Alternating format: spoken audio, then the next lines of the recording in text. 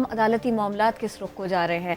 एक बड़े मामले में अगर आज दरख्वास्त मानी गई है, जो फर्द जुर्म का मामला पाकलैंड का जो केस था उसके ऊपर, तो फिर क्या इसको ऐसे ताबीर किया जा सकता है कि ये पाकिस्तान पीपल्स पार्टी के लिए कोई रिलीफ था, या फिर उन्हें सबसे कोई फ़र्क नहीं पड़ता? रिलीफ कैसा जब वो जिम्मेदार नहीं। ये बहुत सारे मामलात हमारे पास जमा हो गए थे, तो हमने सोचा कि क्यों ना हम इस सिलसिले में पाकिस्तान पीपल्स पार्टी ही से बात करें। तो अब हमारा साथ देंगे सईद गनी साहब। अस्सलाम वालेकुम सईद गनी साहब, कैसे हैं आप? जी वालेकुम सलाम। सर, एक तो ये कि ये पाकलैंड मामला, दूसरे ये कि कुछ और मामलात भी हैं, जैसे कि अली जैदी साहब कुछ इल्ज़ामात लगाते हैं और फिर मुर्तज़ा वहाब साहब कहते हैं कि हम भी आपको चैलेंज करने के लिए तैयार हैं। सर, ये बताइए कि ये जो एक कहा जा रहा है मुसलसल बार बार कि पाकिस्तान पीपल्स पार्टी बड़ी मुश्किल में, आने वाले दिनों में मुश्किलात बढ़ने वाली हैं, इन सारे के सारे मामलात को देख करके हम क्या समझें? आप लोग वाकई आप लोग भी इसी सबको महसूस कर रहे हैं, ऐसे ही देख रहे हैं? देखिए, पीपल्स पार्टी के लिए तो हमेशा ये कहा जाता है कि वो मुश्किल में है, कोई मुश्किल खड़ी जाती है, खड़ी कर जाती है, लेकिन अल्लाह का शुक्र है कि हम तो बड़ा स्मूथली अपने सिंध में हुकूमत चला रहे हैं। मैं बार बार ये कहता हूँ कि सिंध में वाहिद वो हुकूमत है मुल्क की जो अपने वोटों पे, अपने पैरों पे खड़ी है। पीआई की वफाकी हुकूमत हो, पीटीआई की पंजाब की हुकूमत हो, वो तो पता नहीं कि कितने लोगों के कांधों पे खड़ी है। और जहां तक मुश्किल की बात है, सारी दुनिया ये मान रही है कि पीटीआई सब मुश्किल में, आप कहिए पीपल्स पार्टी मुश्किल में। मैंने तो सवाल किया था। अच्छा। नहीं तो आपको पता नहीं था? नहीं, मैं इस मारे कह रही थी, इसलिए पूछ रही थी आपसे, ये जो जेआईटी वाले मामलात है ना सर, ये कहा जा रहा है कि ये कुछ प्रॉब्लम्स हैं कि जिसमें आप आ सकते हैं, ख़ास तौर पर निसार मुराई का नाम, उज़ैर बलोच का नाम। सर, आप एक तरफ तो ये सारी की सारी बातें देखिए ये हो रही हैं, ये आप सुनते चले आ रहे हैं, इस पे इल्ज़ामात लगते चले आ रहे हैं। अब जो आपका सपोर्टर है सर, वो ये थोड़ी सी क्लैरिटी वो ये चाहता है। देखिए, जो आपको सपोर्टर है वो ये चाहता है कि आप लोग खुल के इसके ऊपर बात करें और मामला बिल्कुल शफाफ हो जाए, इल्जाम लगना बंद हो जाए। सर, ऐसा पीपल्स पार्टी का सपोर्टर ऐसा दिन देखेगा इन सारे के सारे नामों के साथ में? नहीं, देखिए, इल्जाम लगना बंद हो जाए ये तो मेरे हाथ में नहीं है ना। ये तो जो इल्जाम लगाते हैं वो जब तक बंद नहीं करेंगे तो हम क्या कर सकते हैं? इल्जामात जो हम पे लगे हैं वो अब तक तो सारे के सारे झूठे साबित हुए हैं। कोई एक चीज मुझे बता दीजिए जो साबित हो गई कि हाँ ये इल्जाम आप पे लगा था और ये ठीक था। जहां तक जेआईटीज की बात है, वो ये कल परसों से तो नहीं चली। अली जैदी साहब तो पता नहीं कब उनको होश आया है, कब उन्होंने जाके चीजें उठाई। ये तो कोई 4-5 साल पुरानी कहानी है सारी, और उस वक्त तक बहुत सारी चीजें बेनकाब नहीं हुई थी। आज जब हम जेआईटीज पे बात करते हैं, आज जब हम किसी और स्टेटमेंट पर बात करते हैं लोगों के, तो उस दौरान में बहुत सारे लोग गिरफ्तार हुए हैं और गिरफ्तारी के बाद अदालतों ने उनको जमानतों पे रिहा किया हुआ है। अब अगर उज़ैर बलोच की सो कॉल्ड जेआईटी जिसका वो तस्करा करते हैं असेंबली में खड़े होकर, जो गलत है, जो झूठी है, जो सही नहीं है, अगर उसमें भी कह दिया जाए कि जी कादिर पटेल का नाम था, तो कादिर पटेल से तो इन्वेस्टिगेशन की रेंजर्स ने। जब उज़ैर बलोच पकड़ा हुआ था तो कादिर पटेल को तो उन्होंने क्लियर कर दिया। तो फिर वो जेआईटी वाली बात सच्ची है या जो रेंजर्स ने तहकीकात की वो सच्ची है? उसके अलावा भी कई पुलिस ऑफिसर पकड़े गए जिनका जिक्र उसके अंदर था, कई और लोग पकड़े गए। सारे के सारे अदालतों से जमानतों पर है, उनके मुकदमा अदालतों में चल रहे हैं। अब अगर फैसला अदालतों के जैदी साहब ने सुनाना है और उन्होंने तय करना है कि किसने क्या जुर्म किया और उसको क्या सजा मिलनी चाहिए, तो वो फिर भले आप मान लीजिए अली जैदी साहब की बात, या फिर अदालतों की मान लीजिए। नहीं, ज़ाहिर है सर, जो अदालत है वो उसकी बात ही मानी जाएगी, उसी को ज़्यादा वेटेज है। लेकिन मुझे बताएं सर, ये जो जेआईटी से मुताल्लिक एक पॉइंट रेस किया जा रहा है पीटीआई की तरफ से भी और अवामी हलकों में भी, कि जो जेआईटी पब्लिक होने जा रही है उसमें रद्द-बदल है, सदाकत है सर, इसमें कुछ ना कुछ गड़बड़ हुई थी? देखिए, बात ये है कि जो जेआईटी कॉन्स्टिट्यूट हुई थी वो भी सिंध हुकूमत ने की, और उसके अंदर मुख्तलिफ इदारों के नुमाइंदे मौजूद थे। अब उस जेआईटी के ऊपर और उसके हर सफ़े के ऊपर अगर हर उस शख्स की दस्तखत मौजूद है जो उस जेआईटी का हिस्सा था, तो अब किसने रद्द-बदल किया? उन लोगों से पूछ लीजिए।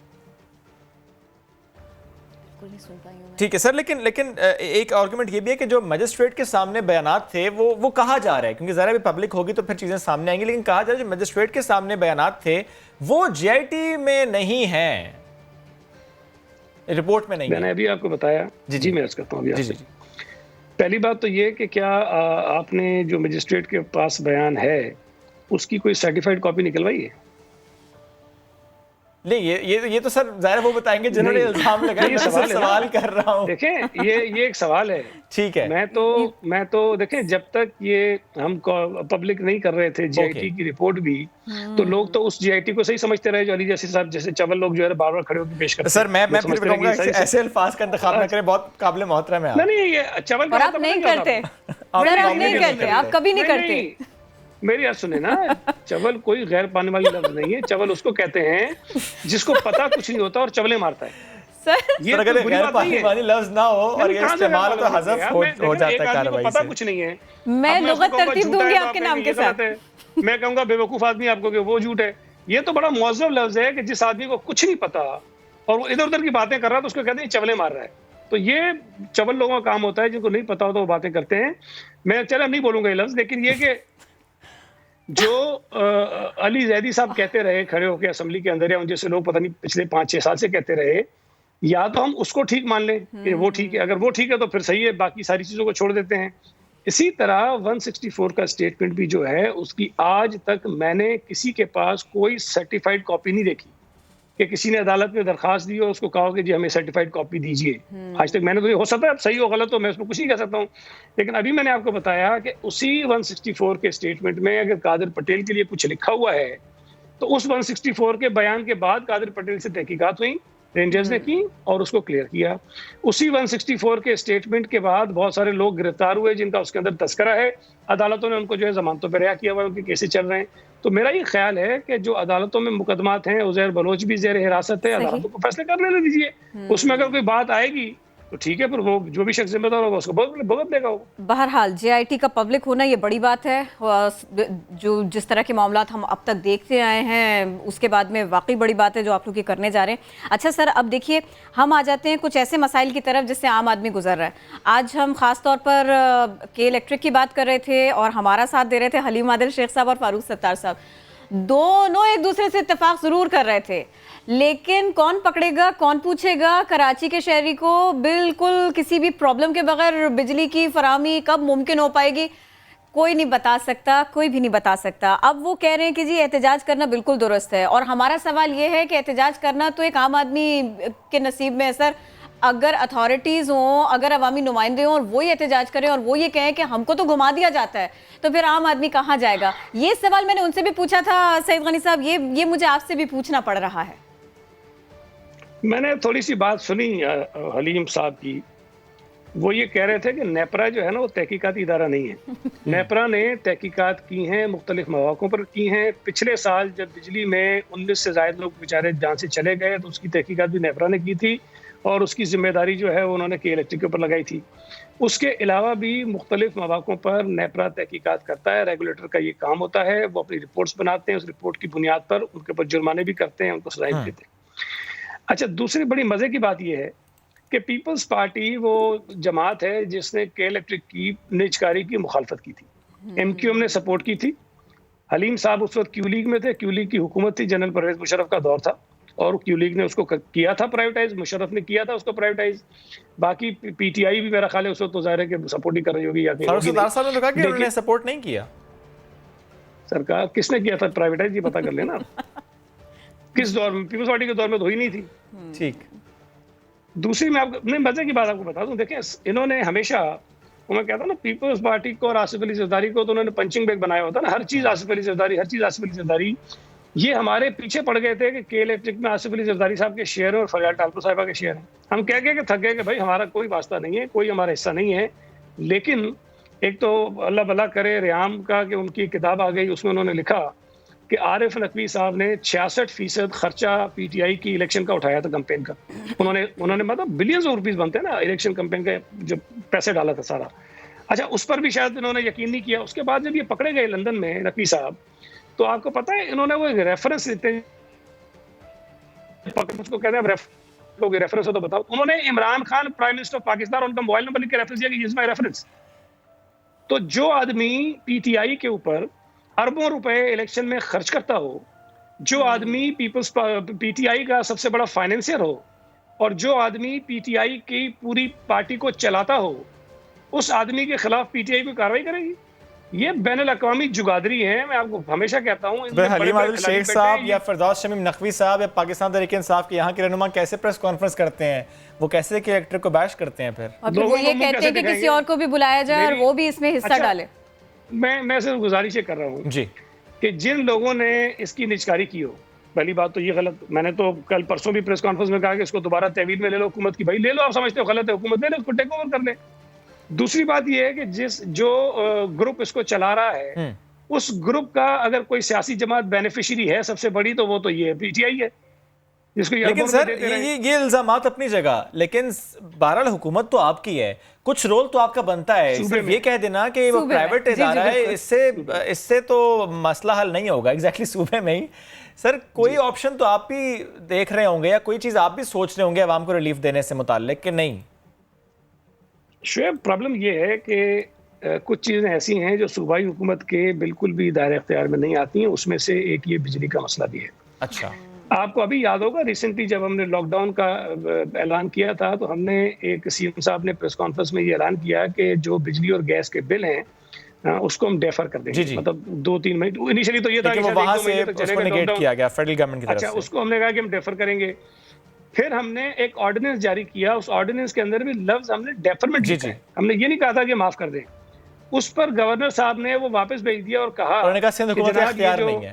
आपका इख्तियार नहीं है। शाह महमूद कुरैशी ने असेंबली में खड़े होकर कहा भाई तुम होते कौन हो बिजली और गैस के वो करने वाले? अच्छा भाई हम कुछ नहीं होते, हमने निकाल दी। अब हम वफाकी हुकूमत से मुतालबा कर रहे हैं कि भाई खुदा के लिए लोगों के, जो गरीब लोग हैं जिनके 100 या 200 यूनिट इस्तेमाल करते हैं, मदरसों के, मस्जिदों के, चर्चेस के, मंदिरों के, इनके आप बिजली और गैस के बिल माफ कर दिए लॉकडाउन के दौरान। उन बेचारों के पास वो चंदों पे चलते हैं, चंदा ही नहीं मिला उनको तो कहां से चलेंगे? तो ये नहीं माफ कर रहे। तो ये फेडरल गवर्नमेंट की रिस्पांसिबिलिटी होती है, तो उनको ही देखना चाहिए। हम खत लिख सकते हैं, आप एक तजवीज दे सकते हैं, अमल दरामद वफाकी हुकूमत नहीं करना है, सही साहब, लेकिन वो चीजें हम करते हैं, लेकिन जो एक्शन है ना वो एक्शन उन्होंने लेना है। लेकिन सर एक बात मुझे ये बताइएगा कि अभी हलीम आदिल शेख साहब ने भी ये कहा और फारूक सत्तार साहब ने भी ये कहा कि के इलेक्ट्रिक सिर्फ एक कंपनी, अगर और कंपनीज आए तो चीजें बेहतर हो सकती हैं। आप सपोर्ट करते हैं इस बात को, और कंपनीज आनी चाहिए, ऑपरेट करनी चाहिए इन कराची? मैं तो अपनी हुकूमत में ये बात बार बार कहता रहा हूँ। आपको पता है कि सिंध हुकूमत वाहिद सूबाई हुकूमत है जिसने अपनी डिस्ट्रीब्यूशन कंपनी बनाई हुई है। सिंध हुकूमत वो वाहिद सूबाई हुकूमत है जिसने अपनी जनरेशन कंपनी बनाई हुई है।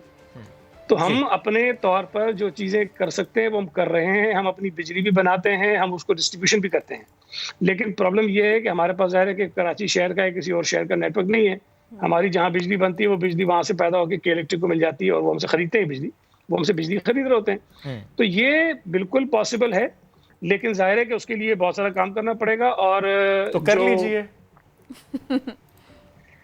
हम तो कर रहे हैं मेरे भाई। मैंने अभी आपको बताया कि जो के इलेक्ट्रिक के इस वक्त बेनिफिशियरी हैं, इस वक्त चूंकि वो खुद नकवी साहब मैं तो के इलेक्ट्रिक से आगे बढ़ने की बात कर रहा हूँ। मैं तो बात ये कर रहा हूँ कि सिंध हुकूमत कर ले तो बहुत अच्छा है सर। जाहिर है आगे इलेक्शन में फिर वोट भी मिलेगा आपको, अगर अभी नहीं मिला कराची से। देखिए मुसीबत ये है कि हमारी जो सेक्टर वो बदकिस्मती जी से बहुत बड़ा बना हुआ है। लेकिन इस वक्त भी जो पैमाना हो सकता है ना अच्छी गवर्नेंस का, अब आप मुझे बता दीजिए है क्या, और फिर मैं उस पर आपको साबित करूंगा कि सिंध हुकूमत इस वक्त पूरे मुल्क में तमाम हुकूमतों से बेहतर काम कर रही है।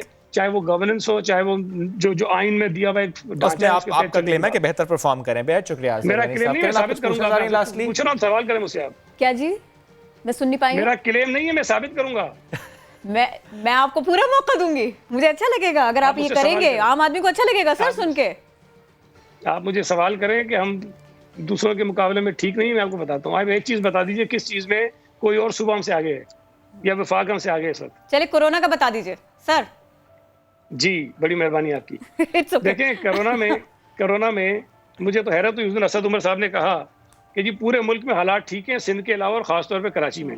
मुझे समझ नहीं आई कि उन्होंने ये बात किस बुनियाद पे कही है। पैमाने क्या हो सकते हैं? इस वक्त पूरे मुल्क में जो टेस्ट हो रहे हैं, अगर वो जो बैनुल-अक़वामी फार्मूला है वो टेस्ट पर मिलियन लेते हैं, सूबा सिंध के जो टेस्ट पर मिलियन हैं वो पंजाब से दुगने हैं।